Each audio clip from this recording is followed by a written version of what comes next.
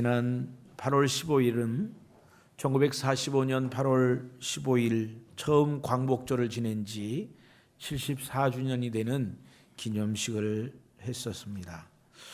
정말 36년간의 일본의 압제는 우리 한민족에게서 너무나 길고 힘든 시간이었습니다. 시간이 점점 지나면서 독립에 대한 꿈도 잃어갔고, 아무리 밀사를 보내고 여러 나라에 도움을 요청해도 반응이 없었습니다. 반대로 일본은 점점 더 강해져 가는 것 같고 전 세계를 향하여 더 나아가는 듯 했습니다. 일본이 강해지면 강해질수록 한민족에는 더 힘들고 소망이 없는 그런 시기였습니다. 그런데 정말 뜻밖의 우리가 생각하지 못했던 방법으로 우리는 자유를 얻었고 일본은 항복을 했습니다. 우리에게 주권을 갖게 되는 8.15 해방 광복절을 맞이하게 된 것입니다. 6월절은 이스라엘 사람들에게 동일하게 나타나는 우리와 함께 느꼈던 그런 엄청난 기적과 같은 사건이었습니다. 이스라엘 민족에게 기적을 베푸신 하나님은 오늘 한민족에게 광복절과 6.25 전쟁을 통해서 하나님의 기적, 하나님의 은혜를 베풀어 주셨습니다. 그래서 이스라엘 백성들의 6월절은 우리 한국 사람들이 그 해방을 느꼈던 광복절과 비슷한 부분들이 많이 있습니다. 그런데 6월절을 지키신 하나님께서 제자들에게 우리 그 후손들에게 부탁하시기를 이것을 늘 기억하기 위해서 이 절기를 매년 지킬 것을 명령하셨습니다. 왜냐하면 하나님의 귀한 역사였기 때문에 잊지 않기 위해서 그러했습니다. 오늘 6월절에 대해서 살펴보려고 합니다. 첫 번째 6월절은 전적인 하나님의 은혜였습니다. 출애굽기 20장 1절로 2절에 보면 하나님이 이 모든 말씀으로 말씀하여 이르시되 나는 너를 애굽 땅 종되었던 집에서 인도하여 낸 내 하나님 여호와니라. 아멘. 저는 그 신학생 시절에 이 구약 율법에 대해서 공부할 때 율법이 너무 명령이 많고 하지 말라는 말이 너무 많아서 정말 좀 공부하기가 싫더라고요. 그런데 어느 순간에 이 율법을 바로 말씀하기 전에 후렴처럼 오늘 여기 본문에 하셨던 말씀을 보게 되었습니다. 하나님이 이 모든 말씀으로 말씀하여 이르시되 나는 너를 애굽 땅 종되었던 집에서 인도하여 낸 하나님 여호와니라. 무슨 말입니까? 너희들이 종되어서 스스로는 아무것도 할 수 없어. 그때 내가 너희를 불렀고 너희를 세웠고 너희에게 하나님의 은혜를 베풀어 줬다는 거예요.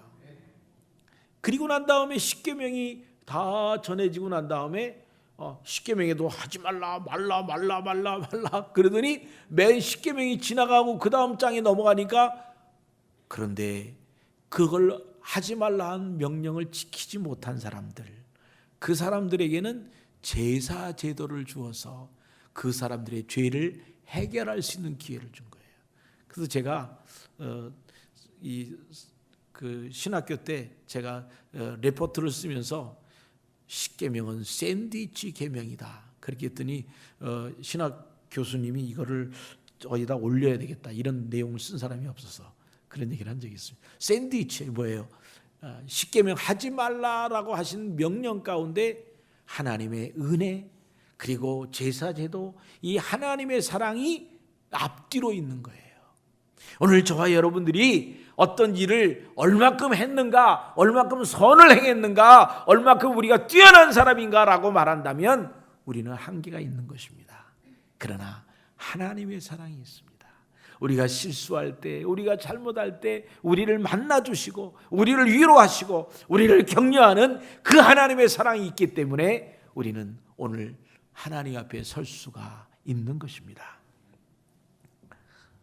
6월절은 하나님의 전적인 은혜로 노예였던 노예 노예 생활과 노예 속에 있었던 그 의식으로부터 벗어나게 했다 하는 것입니다. 430년간의 기간은 정말 길고 긴 시간이었습니다. 이런 긴 시간 동안에 그들은 노예로서 생각도 습관도 다 노예화되었기 때문에 그것으로부터 벗어나고 그것으로부터 자유를 얻으려는 생각은 아예 하지도 않았습니다.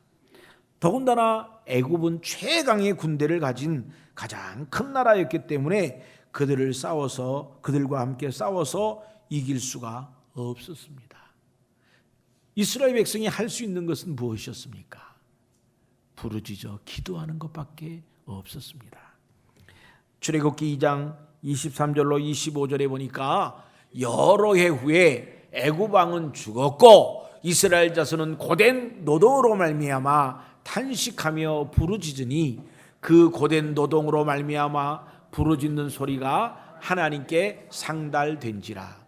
하나님이 그들의 고통 소리를 들으시고 하나님이 아브라함과 이삭과 야곱에게 세운 그의 언약을 기억하사 하나님이 이스라엘 자손을 돌보셨고 하나님이 그들을 기억하셨더라.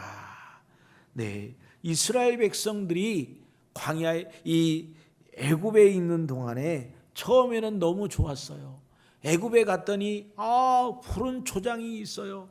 애굽에 갔더니 물이 아주 애굽의 나일강이 물이 그냥 그렇게 큰 강이 흐르고 있어요. 그러니까 정말 이 가나안 땅하고는 비교할 수 없는 좋은 땅이었어요. 그래서 그곳에 사는 동안에 너무 좋았는데 너무 좋아서 고향에 안 돌아가고 영원히 여기 살려는 마음을 갖게 되니까 하나님이 그들의 마음을 가나안을 향할 수 있도록 어려움을 준 겁니다. 저와 여러분에게 어떤 어려움이 있는데 하나님 내게 왜 이런 어려움이 있어요? 라고 말할 수 있지만 그러나 그 어려움 가운데 시간이 지나고 보면 하나님의 뜻이 있어요. 시간이 지나고 보면 나보다 더 지혜로우신 하나님의 계획이 있었단 말입니다. 때문에 우리가 인내해야 합니다. 이 이스라엘 백성들은 하나님 앞에 부르짖어 기도했습니다.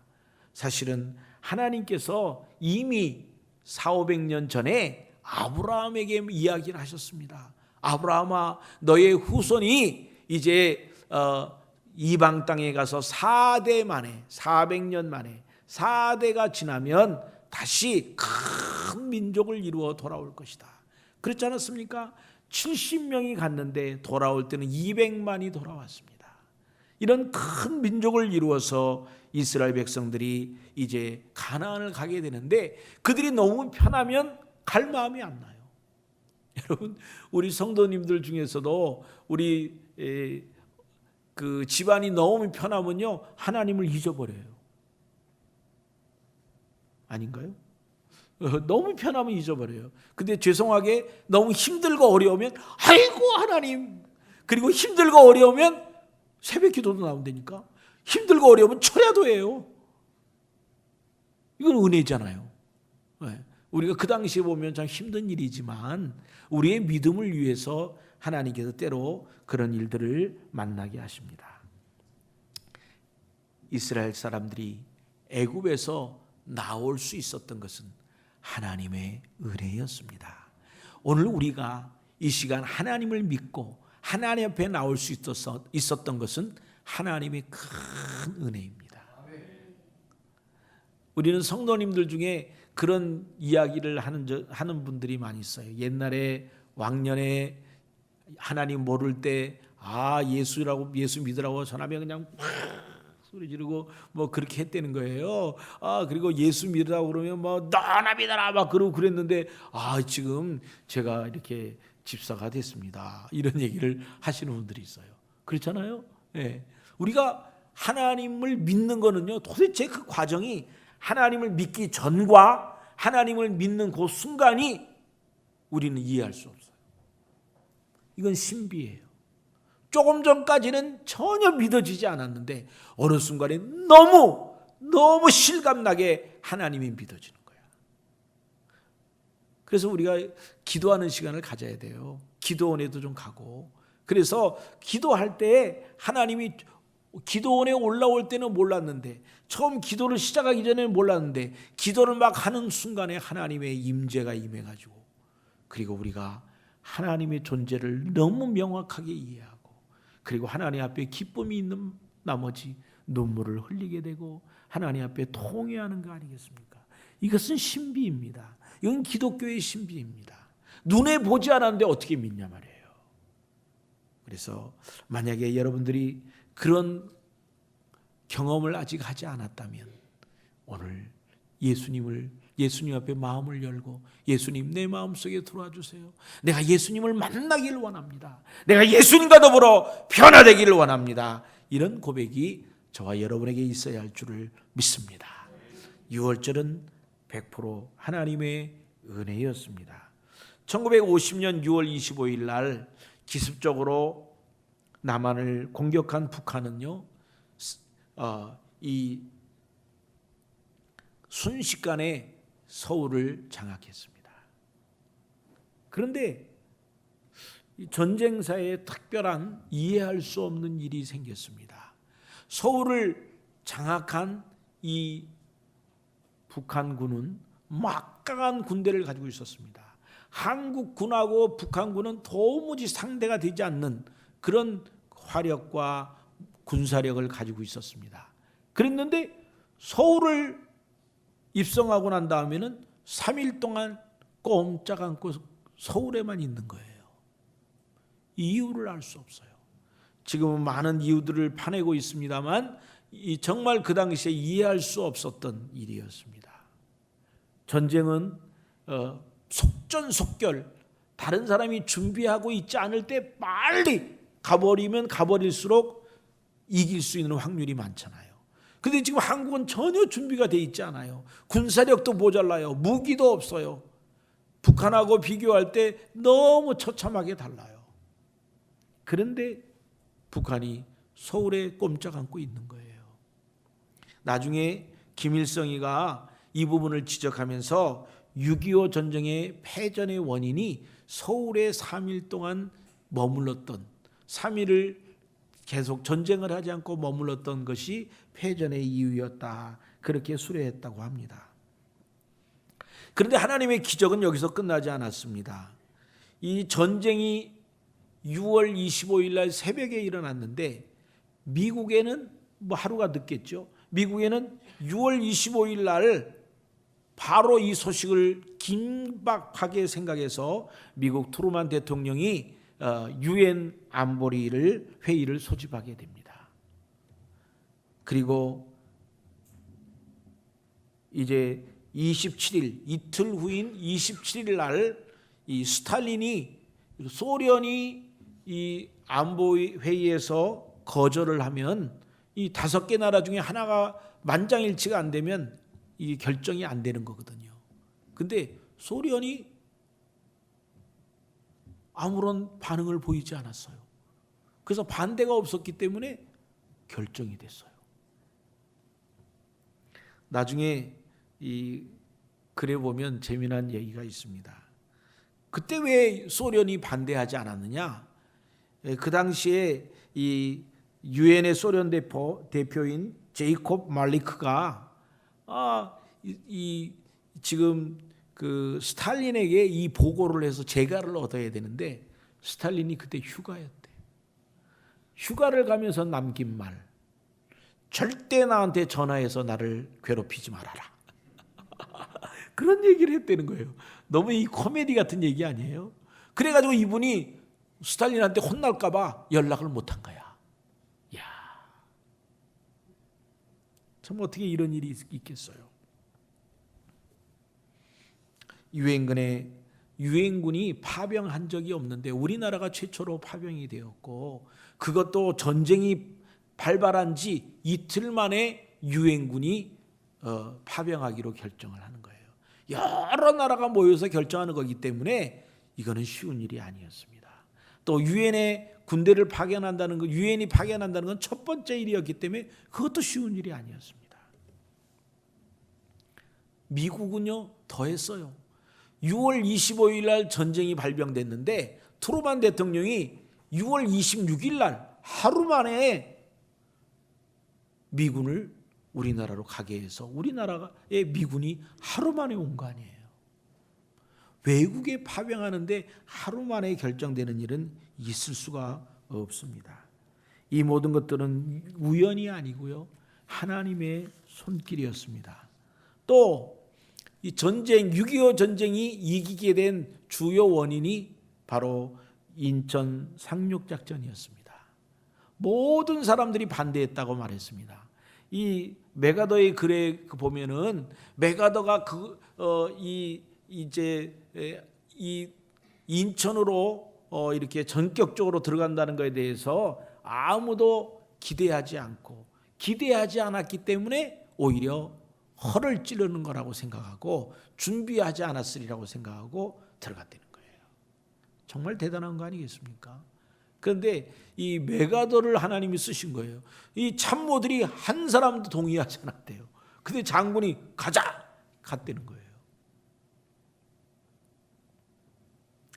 또 하나의 기적을 설명하는데 이승만 대통령이 당시에 지금도 뭐 이렇게 공과사를 많이 나누고 있지만 이승만 대통령은 기도의 사람이었습니다. 그래서 그가 부산까지 피난을 왔고 부산에 피난 오는 모든 목사님을 부산 초량교회에 모이도록 통보를 했습니다. 그리고는 그분들에게 기도 부탁을 합니다. 북한이 낙동강까지 내려왔습니다.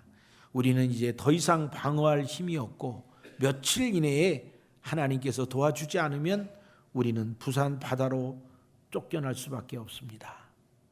미국의 메가더 장군이 B-29를 보내어 융단 폭격을 해서 지금 공산군들의 그 주력 부대를 다 이렇게 쏘아버리기로 했는데 문제는 8월 달에 비가 많이 오니까 우기철이니까 비가 오지 않도록, 비가 오면 비행기가 뜨지를 못하니까 비가 오지 않도록 위해서 기도해 주십시오. 그렇게 요청을 했답니다. 여러분들의 기도를 통해서 우리나라가 다시 한번 일어날 것입니다. 그때 이 목사님들이 초량교회에 모여가지고 10일 동안 금식하고 철야하면서 기도했다 그래요. 그때의 기도는 굉장했다고 말합니다. 이런 기도를 통해서 하나님께서 정말 8월 달에는 비가 안 왔대요.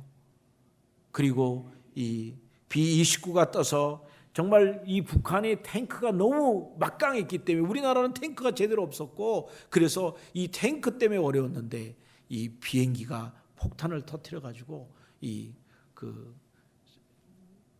탱크를 다 이렇게 제거하는 그런 일들이 있었다고 이야기를 합니다. 이 모든 것들 하나님께서 도우심이 아니었겠습니까? 하나님이 함께하지 않으면 어찌 이런 일이 있을 수 있었겠습니까? 일본의 압제를 받던 시절에 일본은 연합군과의 전쟁에서 패색이 짙어지니까 이 엄청난 결정을 내립니다. 조선 총독부 보호 관찰령 제3호에 의하면 기독교인들과 한국 지도자들 약 5만 명을 처형할 계획을 세웠답니다. 그래서 이 5만 명을 죽이고 난 다음에 다 묻기 위해서 구덩이를 크게 파서 미리 준비를 다 해놓았습니다. 그래서 이제 그 날짜를 언제로 1945년 8월 18일 날 이 일을 시행하기로 했다는 것입니다. 그런데 하나님께서 우리 한민족을 향한 계획이 달랐습니다. 그래서 하나님께서 이 비극을 막기 위해서 8월 8일 날 일본의 히로시마에 원자탄이 투하되는 일을 보게 되었습니다. 그리고 일본이 항복을 했습니다. 물론 하나님이 원자탄을 터뜨리도록 허락하셨는지 안 했는지 모르지만 결과적으로 우리 한국 민족들이 이 일로 인하여서 구제함을 받은 것이죠.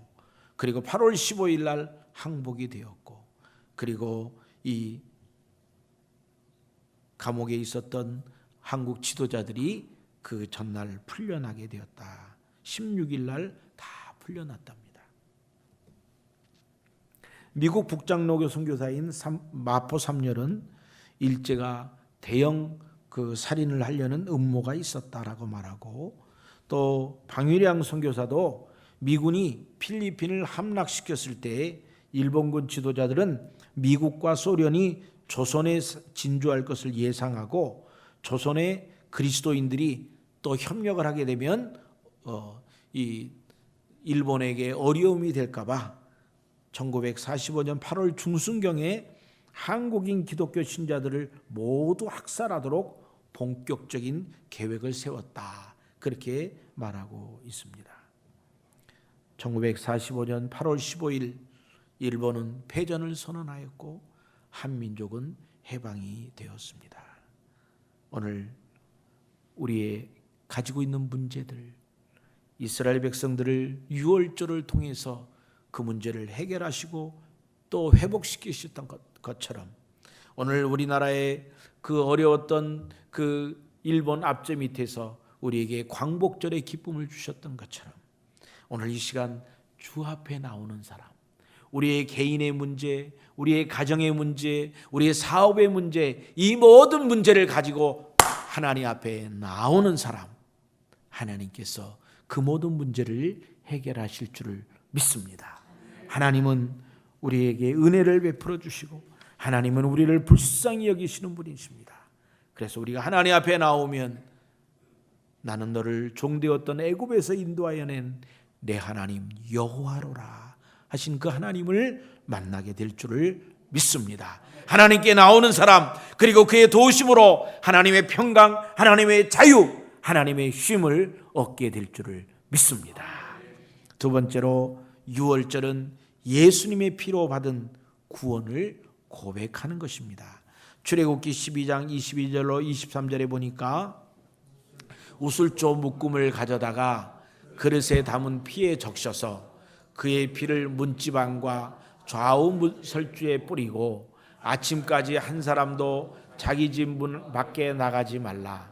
여호와께서 애굽 사람들에게 재앙을 내리려고 지나가실 때에 문 임방과 좌우 문설주의 피를 보시면 여호와께서 그 문을 넘으시고 멸하는 자에게 너희 집에 들어가서 너희를 치지 못하게 하실 것임이니라. 아멘. 이스라엘 백성들이 애굽에 거한 지 430년이 되었습니다. 너무 고통 가운데 하나님께 부르짖어 기도할 때 하나님께서 준비한 모세를 보내셨습니다. 모세는 이미 나이가 80이 되었지만 그러나 하나님 앞에 정말 이 잘 절인 배추 김치처럼 후들후들해졌어요.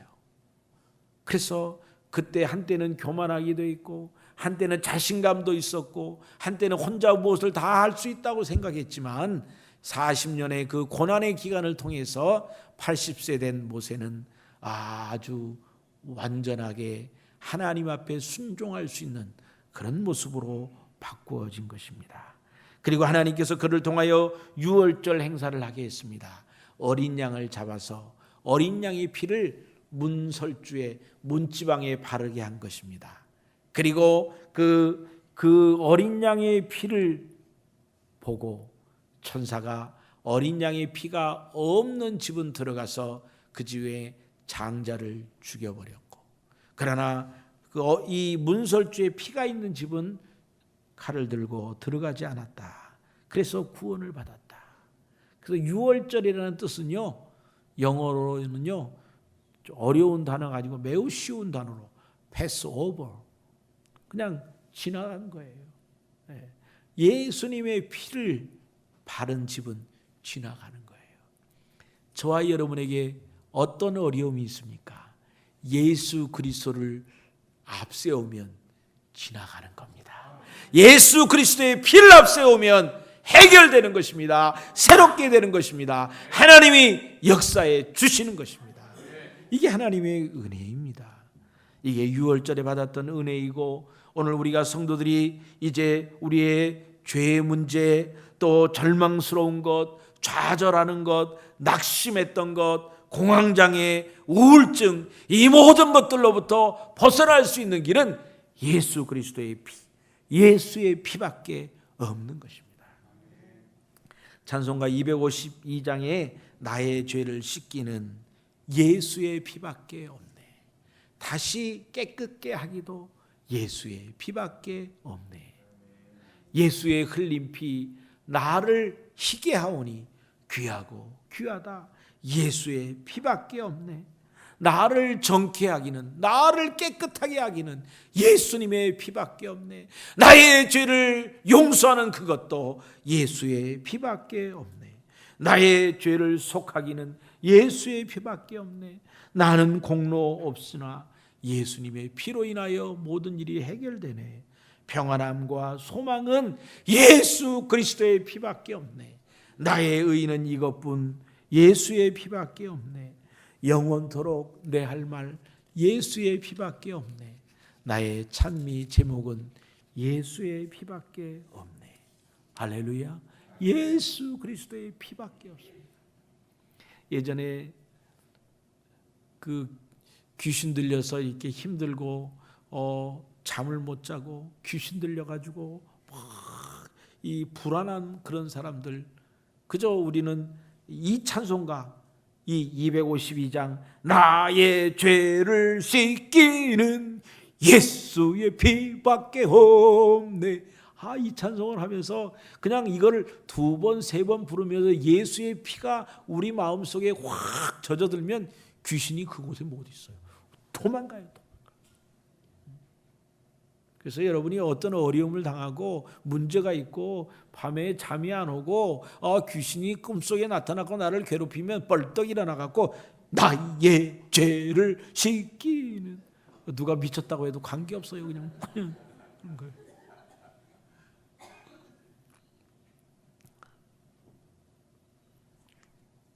고린도후서 5장 17절에 보면 그런즉 누구든지 그리스도 안에 있으면 새로운 피조물이라. 이전 것은 지나갔으니 보라 새 것이 되었도다. 여러분, 예수 그리스도의 피 안에 있으면, 예수 그리스도 안에 있으면 우리는 새로운 피조물입니다. 새로운 사람입니다. 새로운 삶을 살아가는 사람입니다. 그래서 예수 그리스도의 피로 말미암아, 예수 그리스도의 보혈로 말미암아 우리가 승리하고 이겨낼 수 있는 저와 여러분이 되시기를 주의 이름으로 축원합니다. 해방이 막 되었을 때 그런 이야기들이 많이 있었다고 합니다. 소련에 속지 말고 미국을 믿지 말라. 일본은 다시 일어난다. 이런 얘기로 프랭카드를 걸고 막 데모하고 그랬다는 거예요. 근데 지금 여러분 보세요. 소련도 일어났죠. 물론 소련이 많이 힘이 없어진 것 같았는데 다시 일어났어요. 중국이 다시 일어났어요. 그리고 미국은 우리의 동맹국이었는데 우리를 만날 때마다 돈 내래요. 돈 내. 이 트럼프 대통령이 외국 사람, 이 외국 나라 돈 대주는데 너무 질려버렸다. 우리는 이제 돈을 받아내야 된다. 한국이 잘 살지 않느냐? 돈 내라. 방위비 10배를 지금 요구하고 있습니다. 일본은 한국 전쟁 때문에 확 일어났어요. 우리 한국은 베트남 전쟁 때문에 확 일어났어요. 남이 다른 나라가 어려울 때 그 주변의 나라가 득을 보는 거예요.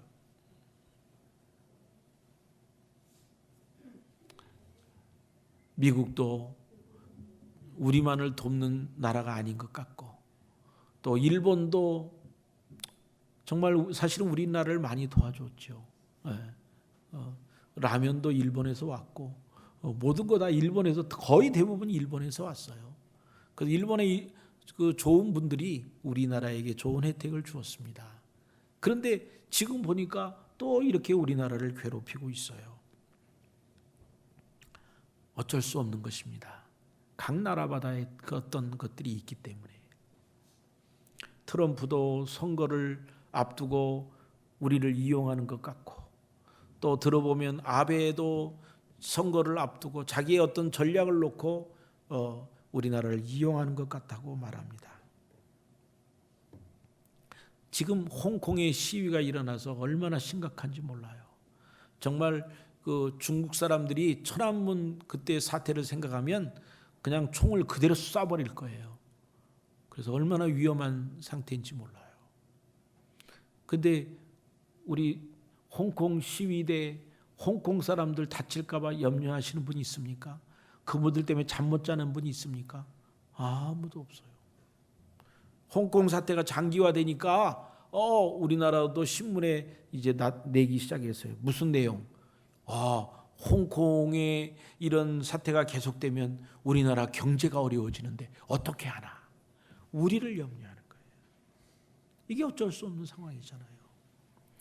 신문에 보니까 홍콩이요, 우리나라의 굉장한 나라더라고요. 보니까 우리나라의 대홍콩 무역하는 것이 네 번째래요. 중국, 미국, 베트남, 그리고 네 번째가 홍콩이래요. 그런데 너무 기가 막힌 거는 주로 홍콩에 수출하는 거는 홍콩을 통해서 중국으로 다시 다 들어간대요. 그러니까 우리가 중국과의 무역이 엄청난 거죠.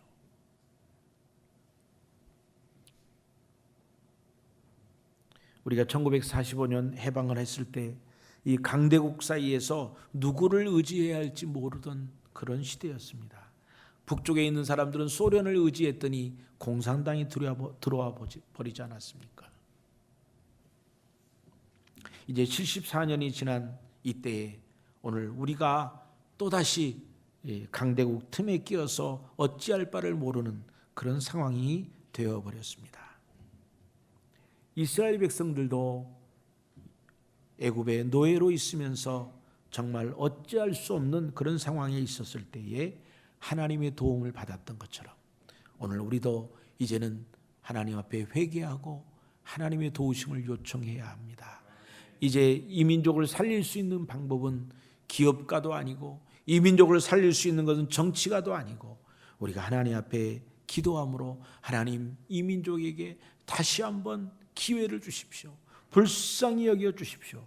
그렇게 기도하는 일이 필요하고 우리 개인의 문제, 우리 가정의 문제, 사업장의 문제가 생길 때마다 하나님 우리를 불쌍히 여겨주세요. 우리 자녀들을 불쌍히 여겨주세요. 그렇게 하나님 앞에 외치고 도움을 요청하는 저와 여러분이 되기를 바랍니다. 우리의 신앙의 모든 걸 방해하는 사탄의 역사를 이길 수 있는 힘은 오직 예수 그리스도의 피밖에 없습니다. 태국에 가면요, 그 추수를 하고 난 다음에는 집에다가 이런 무서운 인형들, 허수아비 인형을 집집마다 다 걸어둬요. 그래서 왜 그러는가 했더니 그 귀신이 와가지고 자기 집에서 쌓아놓은 그 이런 쌀 같은 거 훔쳐갈까봐 귀신을 무서워해서 그걸 걸어놓는다는 거예요. 그래서 또 보니까 그 집에다가 거울을 걸어놔요. 문에다가. 어떤 집에 거울에다 문을 걸어놓으면 이 찻길이 이렇게 있잖아요. 찻길이 쭉 있다가 이 T자형 길이 있어가지고 이렇게 골목으로 옆으로 돌아가야 되는, 차가 가다가 이렇게 돌아가야 되는 그 길 맨 앞에 거울을 달아놓고 귀신을 그려놨어. 귀신이 무서워갖고 도망가라고. 그러니까 귀신이 가다가 좌회전해야 되고 우회전해야 되는데 실수해서 직진하면 자기 집으로 들어오잖아. 그래서 못 들어오게 한다고 거울을 하고, 거울을 하는 것, 그 거울 보고 귀신이 그 거울 보고 무서워서 도망가라고. 우리나라 처용무에 있는 내용하고 비슷해요. 거울 보고 도망가는 귀신이라면 얼마나 좋겠어요. 우리가 어둠의 세력들, 이런 악한 요소들을 벗어날 수 있는 방법은 오직 예수 그리스도밖에 없습니다. 예수 그리스도의 피밖에 없습니다. 우리의 죄의 문제, 인생의 욕심, 사업장의 어려움, 직장에서의 속상함, 자녀들의 문제, 신앙 문제, 결혼 문제, 학업 문제, 관계에 얽히고 설킨 문제, 이 모든 문제를 해결할 수 있는 유일한 길은 예수 그리스도입니다. 그리스도 앞에 나와서 우리의 모든 문제를 해결하는 여러분이 되시기를 주의 이름으로 축원합니다. 세 번째로 유월절은 하나님의 은혜를 대대로 알게 하려고 제정이 되었습니다. 출애굽기 12장 24절로 27절에 보니까 너희는 이 일을 규례로 삼아 너희와 너희 자손이 영원히 지킬 것이니 너희는 여호와께서 허락하신 대로 너희에게 주시는 땅에 이를 때에 이 예식을 지킬 것이라. 이후에 너희 자녀가 묻기를 이 예식이 무슨 뜻이냐 하거든 너희는 이르기를 여호와 유월절 제사라.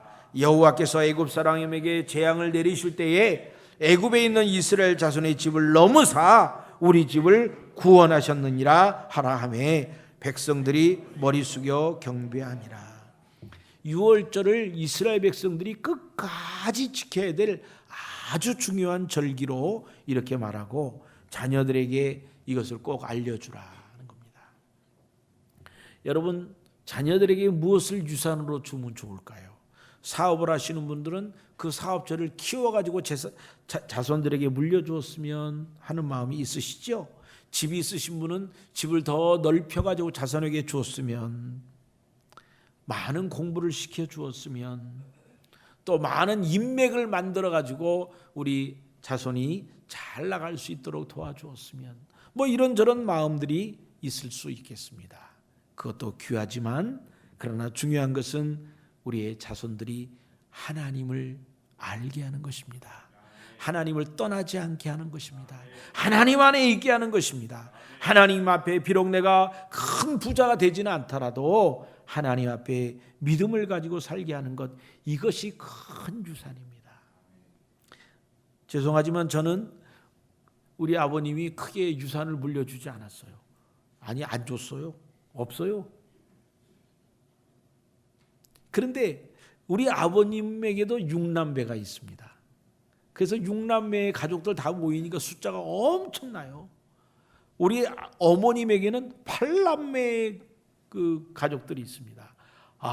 그냥 가족들이 하여튼 그 많은 그 분들이 아이들이 있고 자녀들이 있지 않겠습니까? 저희는 사형제예요. 그래서 제가 이제 아버님의 가족의 계보, 우리 아버님의 가족 중에 예수 믿은 사람은 우리 아버님 혼자밖에 없어요. 우리 어머님의 가족의 계보 중에 나중에 뭐 믿었지만 언니가 믿었는데 언니가 돌아가셨고 우리 어머니 혼자 예수를 믿었어요. 그러다 보니까 너무 힘들었어요. 그래서 어머니 아버지가 저희들에게 보여준 것은 늘 신앙생활하는 것, 눈이 오면 빗자루를 들고 새벽기도 가는 아버지 늘 보았어요. 늘 새벽기도 때 제일 먼저 가는 거를 가장 기쁨으로 하는 거야. 그리고 새벽기도 문 안 딴다고 맨날 교회에다가 얘기해가지고 아버님이 제일 먼저 가야 되니까. 그 신앙의 모습을 저희들에게 보여주셨어요. 그런데 우리가 지나고 보니까 아버님, 어머님 다 돌아가시고 난 다음에 그분들의 자손들과 우리의 자손들을 비교해 보니까요, 뭐 잘 나가는 사람도 있어요. 돈 많이 번 사람도 있어요. 큰 기업을 운영하는 사람도 있어요. 그런데요, 가정이 평안한 데를 찾아보면 우리 사형제예요. 우리는 남자들만 있었지만 며느리들이요, 우리보다 믿음이 더 좋은 사람이 들어왔어요. 그 얼마나 감사한지 몰라요. 그래서 우리 동생 중에 어떤 친구는 교회를 안 나간다고 막 그러는데 그 며느리가 들어와가지고 무슨 소리냐고, 교회도 안 간다고 막 닭다를 해갖고 교회로 데리고 들어가는 거예요. 그래서 우리는 이 버팅기니까 아버지도 어머니도 어떻게는 못하는 거예요. 교회 안 나간다고 그러니까 교회에서 상처받아가지고 교회에서 조기 축구에 갔다가 교회 축구 모임에 갔다가 열받아가지고 교회를 안 나가요. 한 1년 이상을 안 나가는 거야. 그러니까 우리가 어떻게 할 수가 없어. 근데 결혼을 하니까 며느리가 무슨 소리냐고 그러고 그냥 꼼짝없이 교회를 가더라고요. 이게 축복 아니겠습니까, 여러분? 네, 우리가 어떤 눈에 보이는 어떤 걸 받기보다도 정말 우리가 믿음으로 살 수 있는 믿음의 유산을 물려주는 것, 중요한 일입니다.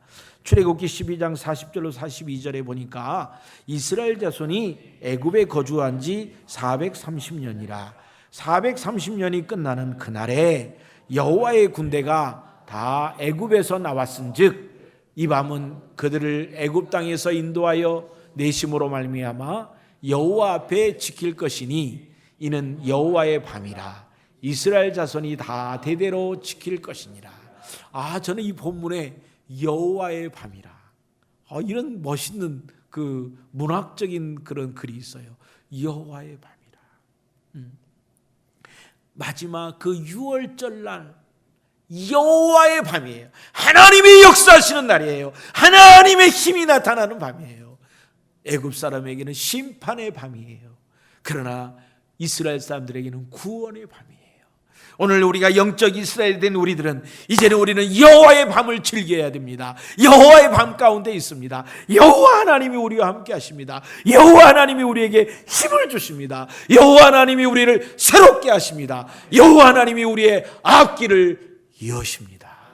그 하나님을 따라 살아가는 저와 여러분이 되시기를 주의 이름으로 축원합니다. 함께 결단하며 우리 찬송 같이 하겠습니다. 340절